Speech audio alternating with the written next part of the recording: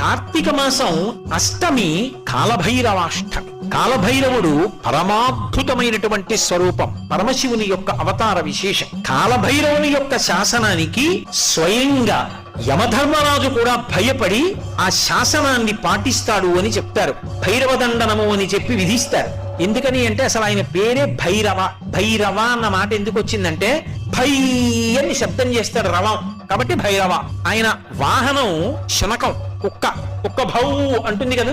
జీవి శరీరాన్ని విడిచిపెట్టిన తరువాత చేసిన పాపాన్ని బట్టి కుక్క రూపంలో తరివితే కటిక చీకట్లో పరిగెడతాడు అని. భౌ నరుస్తూ భై అన్న రవంతో వెంటపడతాడు కాబట్టి భైరవ. అక్కడ పొందవలసిన దండనని ఇక్కడే దండన రూపంలో ఒంగో పెట్టి వీపు మీద ఆ వెదురుతోటి ఓ చిన్న దెబ్బ కొట్టి వదిలేస్తారు. భైరవ దండనం ఇక్కడే విధించేశామని. అటువంటి భైరవుడు ఏదైనా ఇవ్వగలడు. అందుకే కాల భైరవాష్టకం పఠంతి ఏ మనోహరం జ్ఞానముక్తి సాధన